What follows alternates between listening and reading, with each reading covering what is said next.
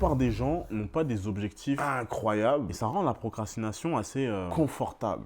Tu vois. En tout cas pour eux. Ils prennent 3 heures sur des tâches qui sont censées prendre 30 minutes, ils remettent tout à plus tard et au final, ça change rien pour eux. Parce qu'ils sont pas ambitieux. Mais toi, si tu regardes cette vidéo, c'est probablement que tu sais ce que tu veux, que tu sais ce que tu vises. Et quand tu te vois en train de scroller ou de glander alors que tu pourrais avancer, ça peut t'emmener à questionner ta propre santé mentale. Et je le sais, parce que j'ai été pareil, le roi des procrastinateurs. Et le truc, c'est que la procrastination se nourrit des moments de flottement. Et les moments de flottement se créent là où il n'y a pas assez de clarté. Ok? Je m'explique. Imaginons que tu as envie de créer du contenu. Ok? Donc, tu réfléchis à des idées de contenu, bam, soit tu as tes notes, soit tu as peu importe, etc. Et au bout d'un moment, tu ne sais pas exactement ce que tu as envie de faire. Donc, tu vas aller chercher de l'inspiration. Tu ouvres Instagram, boum. Tu vas sur ton compte veille, si tu as un compte veille, tu commences à chercher de l'inspiration et boum, 5 minutes plus tard, tu te vois en train de scroller et en train de rigoler sur des posts qui n'ont rien à voir avec ce que tu étais censé faire de base. Ça vient d'où? Un moment de flottement qui a été créé à cause du manque de clarté. Je te donne un deuxième exemple. Tu viens de sortir d'un appel de closing, tu étais censé avoir un deuxième appel de closing juste ensuite, mais tu as un no-show, okay? Donc la personne ne show up pas à l'appel. En fait, tu as une plage de 1 heure, 1 heure et demie qui est vide, que tu pourrais utiliser pour avancer dans ton business. Mais ce que tu vas faire à la place, vu que tu n'as pas assez de clarté sur la prochaine chose que tu dois faire, c'est quoi? C'est tu vas te questionner, ok, qu'est-ce que je fais là? Qu'est-ce que je pourrais faire? Tu vas regarder un peu ta to-do list, si tu en as une. Et puis, pouf, tu finis par scroller. Et ça, c'est dû au moment de flottement qui a été créé à cause du manque de clarté sur la prochaine chose qui devait potentiellement être faite. Donc, moi, ce que je recommande, dans un premier temps, avant toute chose, si tu n'as pas ça, genre tu es dans des procrastinations qui doivent être assez psy. Cumulées sur une journée, si tu es à plus de 3 heures de procrastination, ça commence à devenir chaud. Ok, sur une semaine, tu es déjà à plus de 21 heures, c'est quasi une journée que tu perds à procrastiner et c'est chaud. Sur un mois, je te laisse même pas imaginer ce que ça fait quasi une semaine. Quasi. Bref, la première chose, si tu mets pas ça en place, fais-le dès maintenant. Tu dois savoir ce que tu fais le lendemain, la veille, pas le matin, pas sur le fait, mais la veille. Tu planifies la veille. Mais ça ne s'arrête pas là. Tu dois savoir comment tu découpes tes sessions de travail. Chaque étape, chaque action. Et le truc, c'est que chaque chose que tu fais doit être intentionnelle. Et ça, d'ailleurs, c'est un truc que je répète pas mal à ma petite sœur qui est en prépa et qui vise le top 3 des écoles de commerce, etc., etc. Donc, elle est dans pas mal de révisions de toutes ces choses. Et bah, ça reste une Gen Z. Ça reste une Gen Z qui a accès aux réseaux sociaux, etc. et qui procrastine pas mal sans intention derrière chacune de tes actions. Si tu ne sais pas expliquer l'impact que va avoir l'action que tu entreprends là, maintenant, tout de suite par rapport à ton objectif, 1, tu vas sûrement pas être efficace et 2, tu crées des moments de flottement propices à la procrastination. Et le truc, c'est que la procrastination, elle peut prendre 2 formes. Celle où tu fais vraiment rien. Ok, donc tu scrolles, tu regardes des séries, je sais pas, tu te retrouves à parler avec des potes alors que tu as des choses à faire, etc. Procrastination max. Ok, mais la deuxième forme de procrastination, c'est celle où tu vas mettre en place des actions, genre tu vas être dans l'action, mais sur des tâches qui vont avoir aucun impact sur le plus grand tableau. En l'occurrence, moi je parle de business.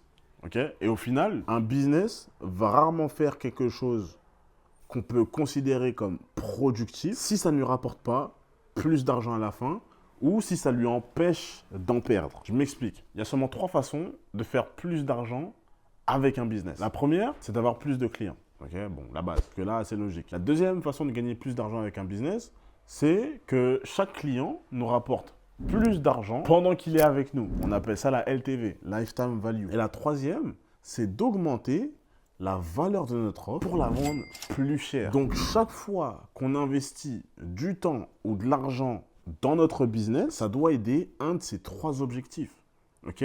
Avoir plus de clients, augmenter ce que chaque client nous donne pendant qu'il est avec nous, augmenter ce que chaque client nous rapporte, ou alors rendre notre offre meilleure. Si tu ne peux pas expliquer comment ce que tu fais va t'apporter plus de clients, comment ça va faire que chaque client te donne plus, ou comment ça va augmenter la valeur de ton offre, alors tu dois te demander si c'est vraiment la meilleure utilisation de ton temps de tes efforts sur l'instant T. Et si tu n'es pas en réalité en train de procrastiner sur des tâches encore plus importantes. Aujourd'hui, une tâche comme l'administratif, d'une certaine façon, ça t'empêche de perdre de l'argent parce que les amendes,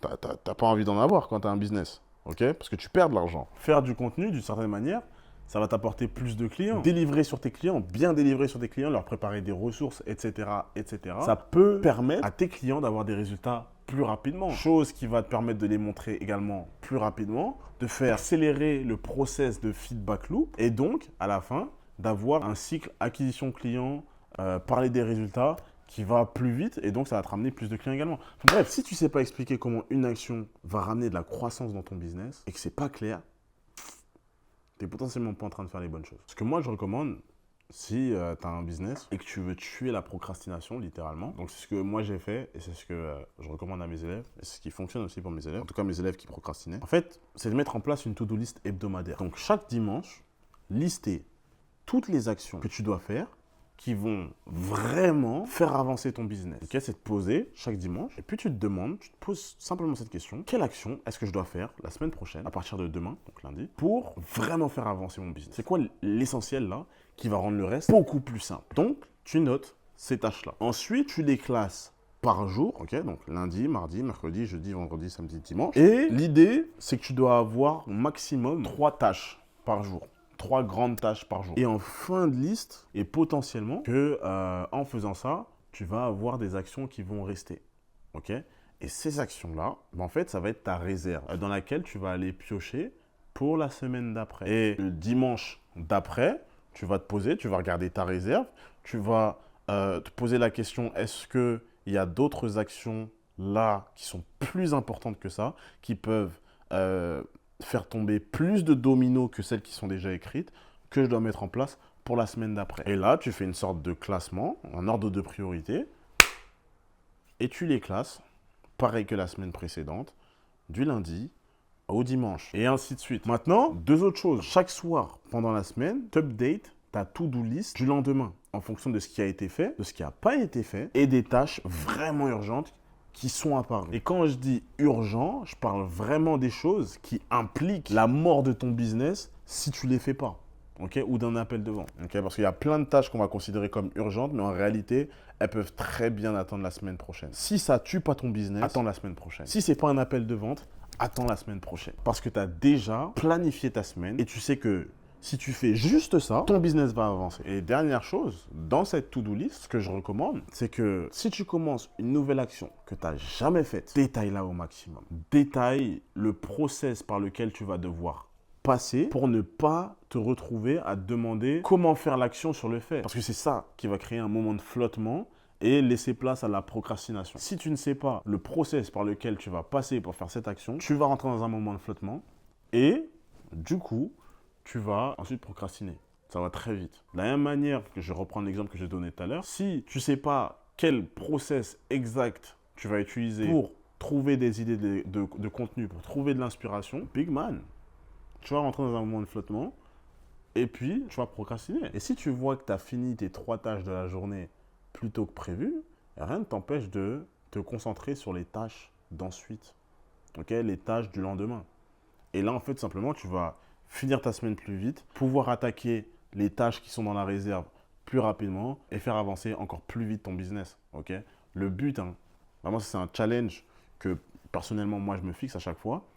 C'est à chaque fois que je fais ma to-do list hebdomadaire, j'ai envie de pouvoir finir cette to-do avant la fin de la semaine. Et comme ça, toutes les tâches en réserve qu'il y a, qui sont tout aussi importantes, mais moins importantes que celles qui étaient titulaires, entre guillemets. Comme ça, j'ai le temps de les faire également. Et c'est là que tu vois à quel point tu es productif. Petite vidéo comme ça, je sais pas, c'est un sujet un peu différent de ce que je poste habituellement sur YouTube, mais en soi, étant donné que j'ai pas mal de discussions avec beaucoup d'entre vous, et que j'entends que la procrastination, c'est quelque chose qui revient souvent, le manque d'action, moi, tout simplement, je me suis dit, ouais, j'allais en faire une petite vidéo où j'allais apporter en fait mon process, moi, qui m'a permis de vaincre la procrastination et qui a permis à d'autres élèves dans mon accompagnement, qui sont des profils un peu procrastinateurs, de pouvoir la vaincre aussi. Okay, donc, c'est une des choses que je leur donne. Maintenant, Big Man, à un moment donné, il faut se rappeler le pourquoi tu t'es lancé dans ça initialement. Si c'est pour apporter une meilleure vie au tien, ok, fais-le, bro. C'est ce que je veux dire. Si c'est parce que c'est ta passion et que tu kiffes, ok. Et qu'est-ce qui fait qu'aujourd'hui, tu procrastines sur ces choses? Ok, bon, bref, tout ça, c'est des choses en soi, faut vraiment pouvoir affiner en fonction de ton pourquoi. Mais voilà, je me suis dit que ça pourrait être utile à beaucoup d'entre vous. Donc, voilà la raison de cette vidéo. Et dis-moi en commentaire si ça a pu être utile. Donc voilà, c'est tout pour moi. Et on se dit à la prochaine vidéo. Ciao, ciao.